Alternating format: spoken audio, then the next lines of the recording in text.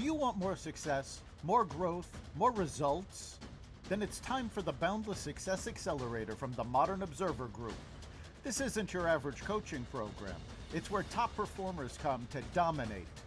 Weekly group sessions, on-demand coaching, a community that's got your back, and a power-packed library of tools to supercharge your business and career. No more excuses, no more waiting.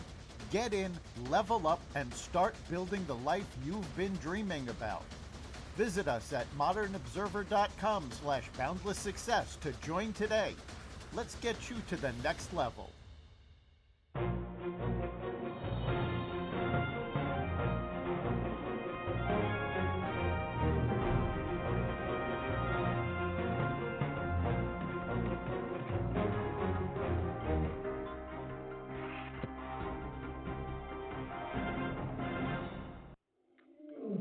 Welcome to another edition of Carnivore Bites.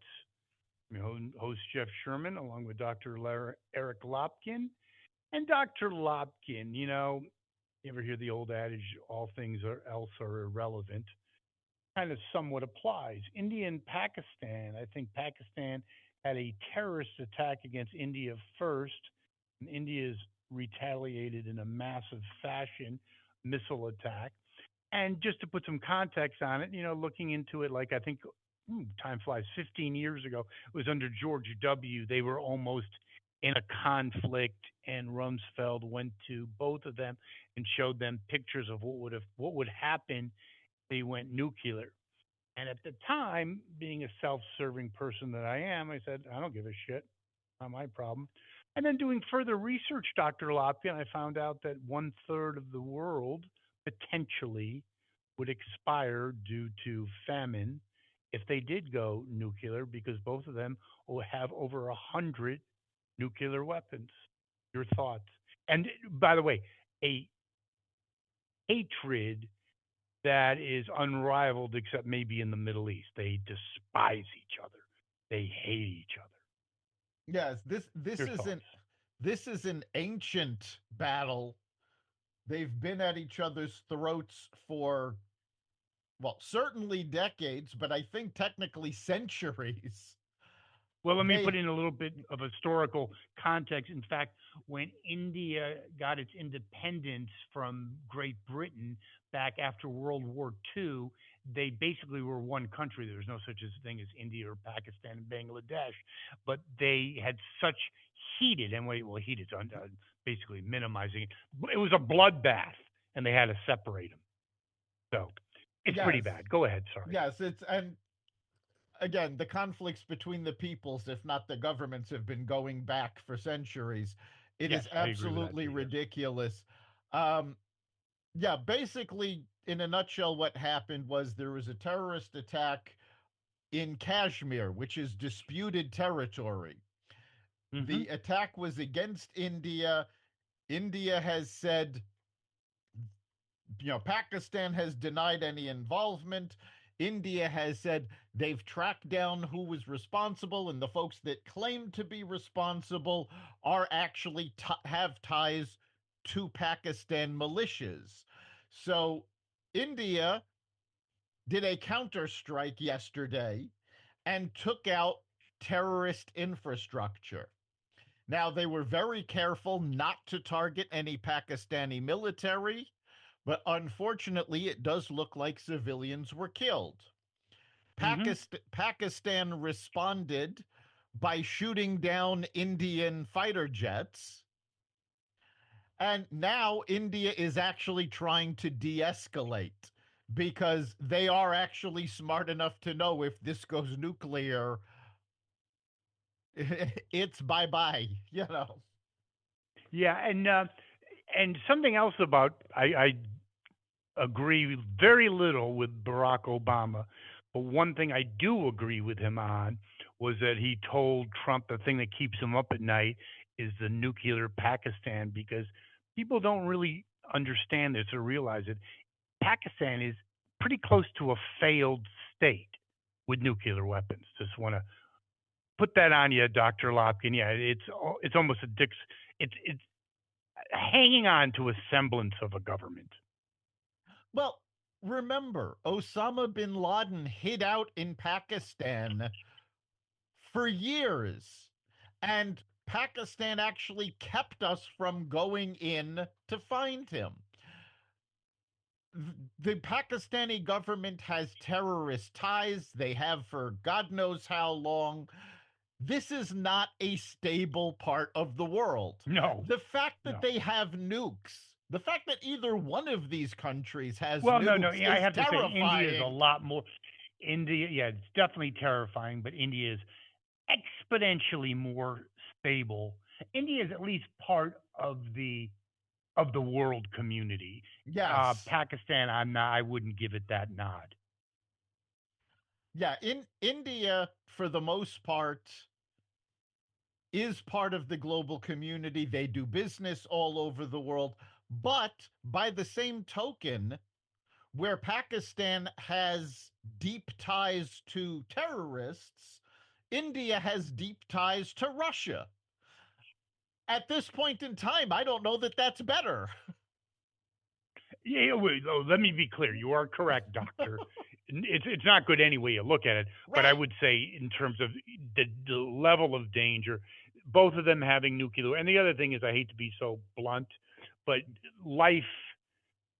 I've known people to travel to India and Pakistan.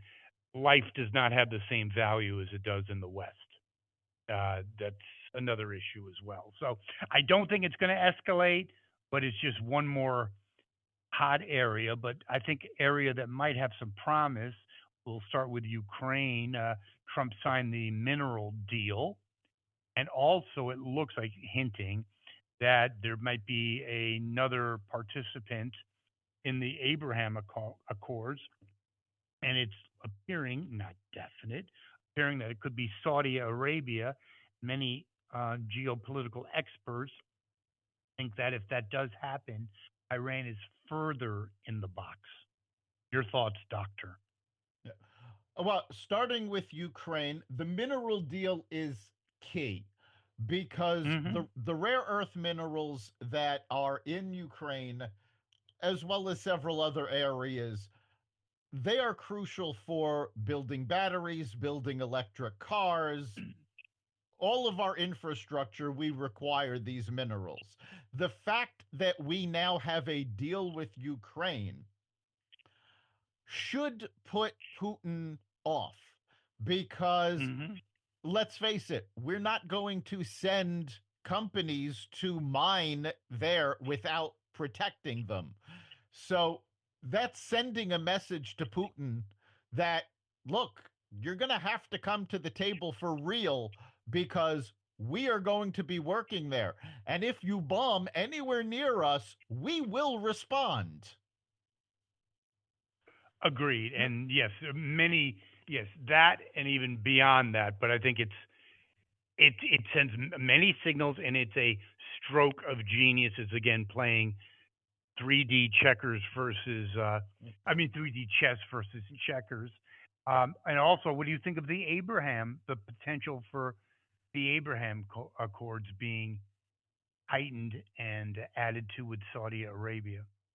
Well, that actually doesn't surprise me. If you remember, Saudi Arabia and Israel were Close. close to a deal just before October 7th. And in fact, there's a lot of speculation that that was one of the things that pushed Iran to manipulate Hamas and Hezbollah into doing this because they did not want that deal with Saudi Arabia going through.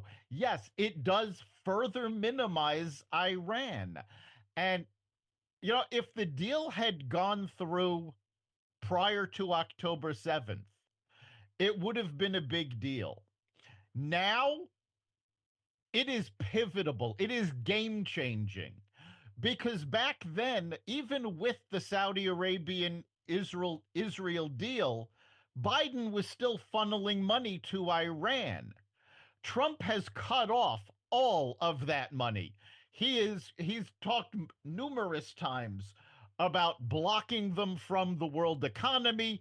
He has said over and over again that under no uncertain terms will they be allowed to have nukes. So this is now a an even bigger deal than it would have been on October 6th. May I interject something on that? I found an interesting commentary. Um, Beyond, yes, you are 100% correct about the October surprise tragedy, but it's also much. It's when you elaborate on that. Yes, Saudi Arabia backed away, but they also backed away because it looked like Israel was becoming weaker. It was a big intelligence failure and all the above. And now that Israel has proven that they are the, without question, dominant power in the Middle East and Iran is highly crippled, I believe that Saudi Arabia sees this as a tremendous opportunity to put the final kibosh. I really think it was a stroke of genius. I think it will happen. Saudi Arabia and Iran hate each other. And I think the only thing, and I want your comment, I'm sure our listeners do as well, that could be a real potential negative is like a cornered cat. I believe Iran is increasingly feeling that way, especially their government, Yeah, their leadership. Iran is definitely in a corner, back to the wall, and yes, that is when an animal is most dangerous. In terms of what Saudi Arabia expected from Israel, one, I don't think they expected Israel to keep going like this. I think they expected this to go the way of most other Middle Eastern wars with Israel, where they took their land back, they got the hostages, game over, couple of weeks. Hamas kept doubling down. They killed the hostages, they've refused to release them, and Israel has decided, all right, enough is enough. We are eliminating Hamas. They also greatly weakened Hezbollah. They've also been attacking in Lebanon to get rid of the Houthis. And of course, Trump backed them up by bombing the Houthis at sea every time they had a missile attack. So it is a very different situation than it was on October 6th. I don't think we've actually talked about this on the podcast, but it has just recently come out that the Biden administration, not Joe Biden himself, but the administration, was making plans to interfere in the Israeli elections and get Netanyahu out of power because they knew Netanyahu was going to do this. Now, to Joe Biden's credit, he's actually the one that stopped them from going ahead with this. How that happened, I don't know, but I'll give credit where Maybe a credit is moment of due. clarity, but that actually even goes back to Obama. He was no friend of Israel, and he hated Netanyahu. Oh, yeah. Hated it. But the fact that we now have an American government who is backing Israel unconditionally, that Israel is unanimous. Their ministry, their government just put forth a plan to occupy Gaza for as long as it will take to eliminate Hamas. So Iran is losing on every front. I don't think Iran ever imagined that this would be a loss this big for them. 100% correct. Even in terms of when they had the big 300 missile strike, which essentially was a complete and abject failure. Very, very interesting. There's no question about that. Senator Lindsey Graham, came out and said that it's long overdue that Israel, with the help of the United States, hits Iran and knocks out their nuclear facilities. Your thoughts? Lindsey Graham's not the only one who's saying that. I mean, Trump has told Netanyahu, "You do what you need to do. Tell us what you need. We've got your back." John Fetterman has been talking about the fact that Iran needs to be taken out. Forget negotiations. He is actually advocating that we bomb Iran and take out their nuclear facilities once and for all. So, yeah, this is going on in our government. It's not just Lindsey Graham. The government has finally realized Iran cannot be negotiated with. They cannot be dealt with other than in terms they understand, which is essentially blasting them back to the Stone Age. Why do you think we are negotiating at all? That is Trump. Do you think it's just for optics I or think, well, checking all the boxes before you push the final button, so to speak? I think it's partially checking all the boxes. I also think Trump has, and he's stated this over and over again. He has an aversion to getting us more involved in foreign wars. So if he can negotiate his way to a peace deal, he that's his preference. Do I think he's going to be able to? As people keep yelling, well, you can't trust Putin. I think Putin is an angel compared to the Iranians. You are correct, and also the terms, unlike the naivety of Obama and the blown outness of Biden, his negotiating stance is basically inspections anytime, anywhere, the dismantling of nuclear facilities. They're never going to go for that. No, I So don't. I it's not don't. going to be like, yeah, you can let us look at your the ones you want us to look at. No, it's very invasive, and it's not going to happen. Well, actually, I think there's a third option. I honestly think what is going to happen is Trump is going to back the Iranian regime into a corner. Iran's not going to agree to a new deal because I don't think they'll ever agree to the terms Trump is putting forward.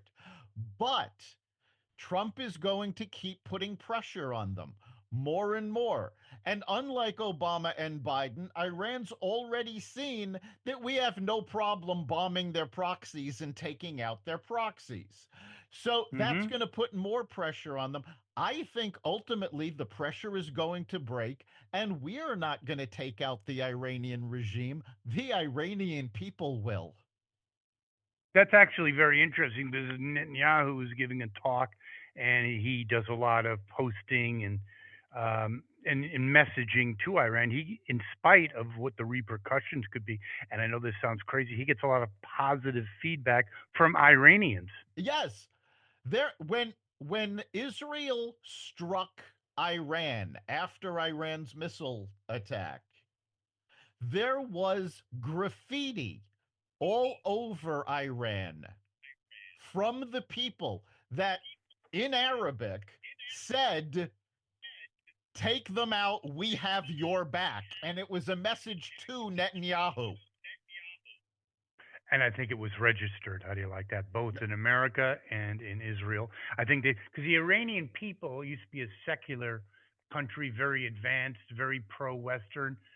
Shah obviously had made some very big missteps, but compared to the alternative, I think they would take the Shah back any day with all his warts. But isn't it interesting? We talking about things about Trump, and we look at now inflation's essentially zero. Oil prices, some places, not in Connecticut, are below two. Believe it or not, Ripley's believe it or not. But then we look at Biden gives an interview and he's tearing into Trump. Um, I think it's like shouting anything you want in a forest. I don't think anyone even cares. I've never seen a president in my life, adult life, maybe before then, that has faded into oblivion and an irrelevancy faster and more decisively than Uncle Joe. Well, Thoughts? the whole reason that Biden gave the interview, and he has a number of interviews scheduled, he's actually going to be doing more media over the next month than he did in 4 years as president. And the Hmm. reason for this is that there is a barrage of books coming out from media personalities, from former Biden staffers, all talking about the cover up of his incompetence and his lack of mental capacity. So he is now going to be doing interviews to be on the offense. He wants to defend himself against these charges and go, no, look, you know, I'm fine. They don't know what they're talking about. Except every time he does one of these interviews, everybody sees that he's not all there. I And did not see this interview. How bad was it? it was not as bad as some of the ones he's done, but it was bad. Okay, just checking. And He by the way, mumbles just a real lot. quick, just interjecting real quick. I think it's his wife that's forcing him to do that because she cares about her legacy and she really cares like you have no idea not to be invited in any galas. Sorry, but go ahead. Oh, I'm sure she's the one behind it. I don't think he cares. I think he wants to lay on the beach and forget all this ever happened. But 100% Lopkin. but 100%. He's he's blown out and he doesn't give a shit anyway. Never really did, and he just checked the box as president. The Scranton kid, low IQ kid, makes it to the presidency. Uncle Joe, and he'd be drinking Coronas and he could care less. yeah, But his I wife mean, would get rid of his ass. probably. But Yes. I can't remember who it was, but somebody was describing what we saw because one of the things he talked about in the interview was he's still trying to tie Trump to Russia. And Uh-huh. one commentator actually said the big problem is Biden left a mess with Russia for Trump to clean up. And we all saw, and I love the description. He said, we all saw Biden arguing with himself in public over what to do about Russia. And the problem was Biden lost the argument. Yeah, I love that. And it's actually true. Yeah, it all started with Afghanistan, and it was a feeding frenzy for the world. I think his, I think he will, I mean, Obama will have a legacy. It's diminishing exponentially as we speak, but the first black president, and I think that's actually it. How do you like that? That's what, and Biden will have none. Tweedledee and Tweedledum. You can choose which one's which. And I think that's the way it's going to go. And it's very interesting if you've seen Michelle lately. Um, she's done some well, her podcast has about like 4 listeners, given the hype with her brother, who's a real boy genius. But anyway, the the elitism, the being so out of touch, being so bitter and mean, um, and radical, talking about how horrible it was being first lady, that you had to pay for your food and blah. She's got two. She's worth $1 billion. She's got two with $100 million houses. It's almost comical, and she fears for her kids being abducted. I mean, this lady's not all. She's not well, and I'm not saying that for effect. I think something's a little mashugana with her, and I'm really being honest. And she's a devout racist. She kept it under wraps, but Well, everything is racist. And first of wait, all, one last thing is I heard a commentary is she's also sounds like something that is out of the 1970s. It's like this is 2025. Okay, yeah, it's not the Black Panthers. Just chill.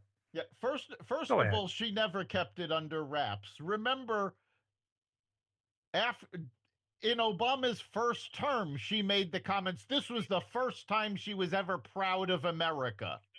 So I she's remember that. never kept her feelings under wraps. I honestly think Michelle Obama right now is doing more damage to Barack Obama's legacy than Biden did. True. I would agree, and I don't think there's a lot of love lost there because even when she said that, yes, being a black woman, you're faced with all these adversities, and it's even worse because you don't have men in your life that are going to stick up for you. That's a pretty big Yeah, bitch that slap. That's a Sorry, yeah, sorry. that's a shot at Barack. And No I kidding. mean, Yup. seriously, we've had presidents not get along with their wives before.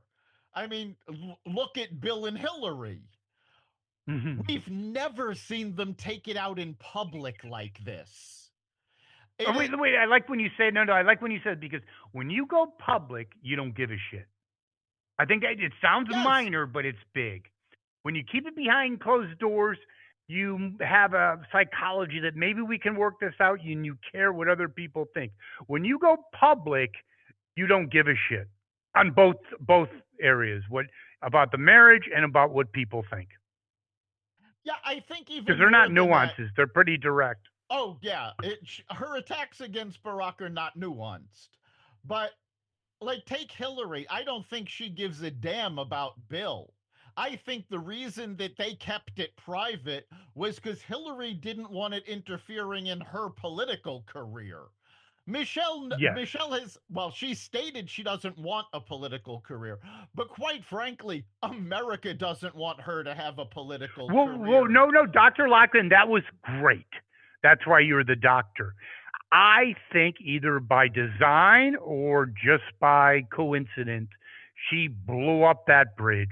She always had the thing because people, the uninformed voter, it's Michelle. She's like America's mother. She's a, no, she's basically identified herself as what she's really is, a race baiter, not very happy person, and essentially a big radical. She would have 0.0 chance of becoming president. Zero. Yeah, I don't think she has any, well, certainly not now, but I think part of what is going on there, and I don't want to give him credit for everything because all he's doing right now is existing, and the left is doing this to themselves. But I honestly believe that part of what sent Michelle over the edge was the fact that blacks voted for Trump over Kamala Harris. Yes, and bypassed did and did not adhere to Obama's edicts, which was Right. a slap. Basically, going around Barack and moving towards Trump. That's just a fact. That's a fact. It is. And let's face it. Remember, when Obama campaigned for Hillary, he campaigned that it was about his legacy, and the Mm-hmm. American voters slapped him down. Now it was about black pride, and Michelle was big for Kamala Harris because a black woman, we needed a black woman, and America slapped him down again. And I think the fact of the matter is, yes, we could have a female black president. There is no problem with that. Or we could have a female president in the case of Hillary Clinton. But they keep choosing the worst possible candidates. So it's not about women or black or white or anything like that. It's give us a candidate that we feel is going to have our backs. And that's Yeah, certainly what. but it's also juvenile. Um, it's juvenile rationalization. In other words, when a little kid f's up, it's not his fault. It's because he struck out because it was cloudy, or he flunked a test Right. because the lights were too. That's the same thing with the Democratic Party. They can't come to grips with it. Let's face it. Kamala Harris is I'll go right ahead and say it, an abject moron. She just did a speech, and again, words laughing, talking about the effing elephants. I mean, what are you smoking? Like, you're an idiot. She's an idiot. I'm not kidding with you. That's not for posturing. She is a moron, devoid of any original thought. And she lost for good reason. Yes, there were very good reasons she lost. The Democrats still have not come to terms with that. And I mean, I found it hysterical that there's so much talk already about 2028. We haven't even gotten past the midterms yet. They're not even, Democrats don't seem to be looking at the midterms. They're already planning for 2028. Maybe they think they're going to get wiped out in the midterms. I don't know. But they're talking about bringing Hillary off the bench to run again in 2028. They're talking about AOC. Harris has been talking about the possibility of running again. And I can't remember who said it, but somebody was talking about the fact that you can't underestimate Harris because she still has the donor base. Are you kidding me? Donors have come out and said they will never give her another dime because she spent over $1 billion in 100 days with nothing to show for it. And just by the way, pissing away money, again, not strategically, feeding consultants. It was basically a feeding frenzy at a trough, an unlimited buffet of cash. Oh yeah, we'll put your likeness on the globe in Vegas and have consultants tell you you're the best of the best, so you can keep on funding them. It was a microcosm of what her presidency would have been. It would have been a disaster. But I do think what's the ex-governor of Illinois, he basically, I agree with him 100%. I think they're drifting more toward, you brought up, moderate Democrats and all that stuff. I think they're not drifting, they're accelerating to the right. And I think AOC or You someone mean to of the her left? ilk, to the left, I'm sorry, Yeah. I stand corrected. Yes, to the left is a more than a realistic possibility. How do you like that one, Dr. Lopkin? Well, it's worse More than than realistic. it's worse than that because the party isn't simply accelerating to the left. They are now actively attacking the moderates. There was a hit piece put out in New York Magazine by left-wing Democrats attacking John Fetterman Yep. because he is not kowtowing to them. And the fact of the matter is, right now, he's the voice of reason in the party. If they don't start listening to him, they're going to be in the weeds for a long, long time. You could call this delusional, but I believe that yes, we've talked about it for years. Okay, Trump has many, many faults, right? But I truly believe a year from now, or a year and a half from now, whatever you want to call it, when people are really looking at the midterms, my little prediction is that the Republicans will pick up in both houses. Is it because Trump's brilliant? No, it's because they're looking at the alternative and it's not pretty. Well, It's crazy. I mean, is I that literally nuts? yeah, I think also by the time people are seriously looking at the midterms, you're going to have the new trade deals in place.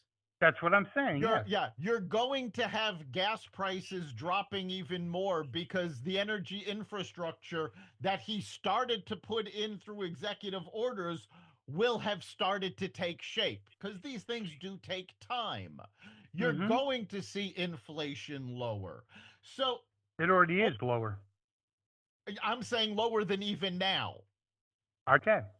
So all of that together, people are I mean, again, that was a big part of why people voted for Trump because they were going to the supermarket and not believing what they were paying. You're going to see all of those things that actually impact people Yes, and let me just say one showing more thing benefit. about a point of clarity in terms of paying too much. Of course, they were paying too much, and an excellent point. But there's also the thing, and the same holds true with the media, the the lack of trust that developed between the general public and both the media and the dem. Oh, there's no the border is in control. People notice that. They come home and they get angry because most people live paycheck to paycheck, and they get mad. They say, they're telling me eggs are fine and inflation's moderating. Dear, I can't afford groceries. I got to put it on a credit card. Right. And the media, this old crap going back over 10 years, Russia and this, and they try to, and now they start dreaming up these hoaxes, and it's got no saliency. It's got no traction. They go one after another, and it's just and even CNN was interviewing gangbangers from Venezuela, giving them the human touch. Yeah, Unbelievable. it is absolutely amazing. Although I did see one press conference that Chuck Schumer did was absolutely hysterical because he started the press conference attacking Trump's poll numbers because I love that one. his favorability has actually dropped to 45% Hmm. in some of these polls. And one of the reporters actually said to Chuck Schumer at the press conference, "Well, but sir, your poll numbers are even lower, and the Democrats' average poll numbers are around 25%." And suddenly Schumer was going, "Oh, poll numbers don't matter." Yeah, Schumer's lost his A game as well. His like you said, 17%. I think he's going to be primaried, and he could very well lose. How do you like that? There's no question about that. As the radicalization or the further radicalization of the Democratic Party continues, and but you talk about the media. I have no problem with this. Trump just signed an executive order, if you will, defunding NPR. It's more than time for that. Yeah, again, we've talked about this before, but NPR and PBS, especially with government funding, don't really have a purpose anymore. I mean, No, PBS, first of all, PBS has, I believe, three different cable networks, all of which they get paid by the cable providers to carry. Okay, and we're not talking about your local PBS station. We're talking about Sprouts, which is for little kids. We're talking PBS Kids. I believe there's a third one, but these are essentially commercial networks and they're making money off of that. They have merchandising up the wazoo. All of the streaming services pay PBS for the rights to their programming.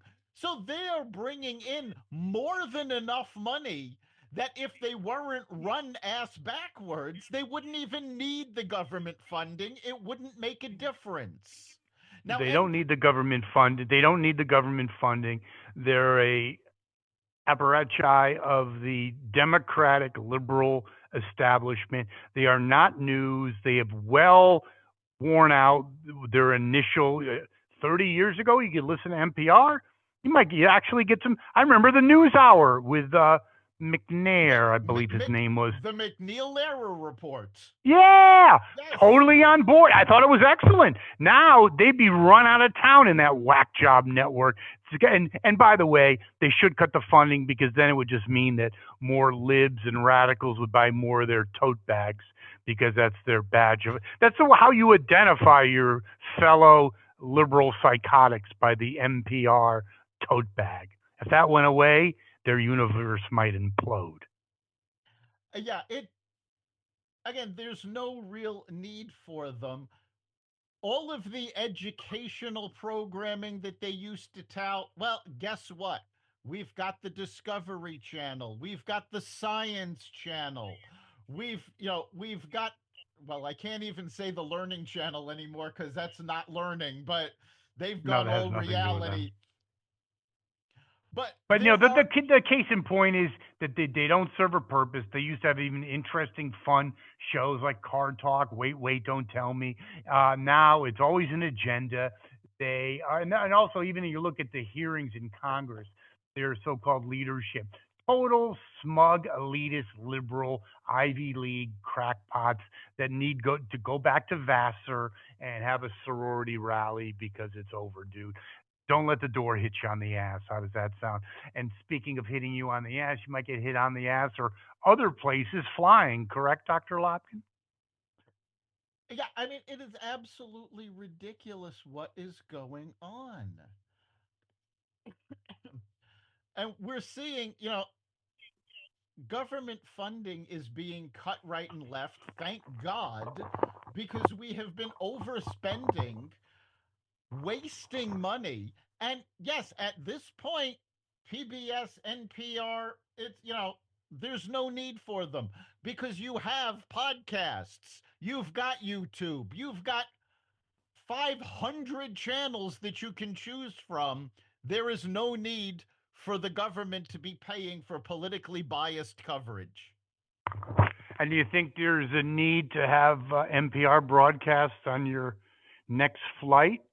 Because at least it'll compensate for not having radar. Yeah, right. That's somewhere else.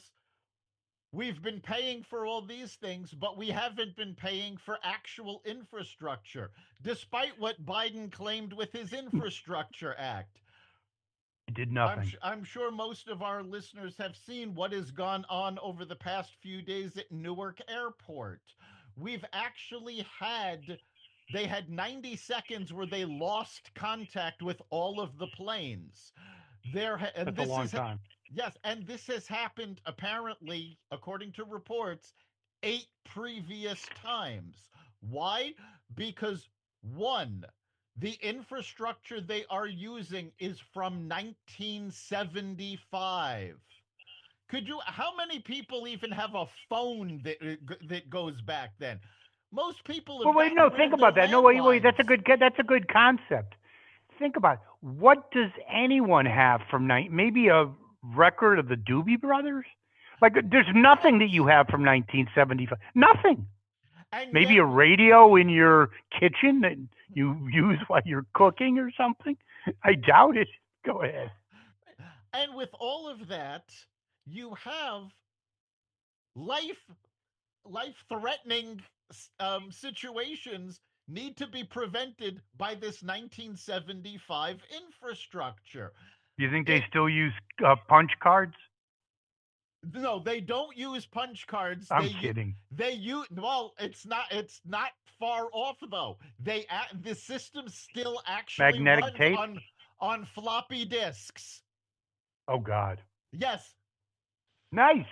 it's running on floppy disks, and That was instead, cutting edge, though, in 75. right, but instead of actually fixing this, and this is a problem that goes back a long time.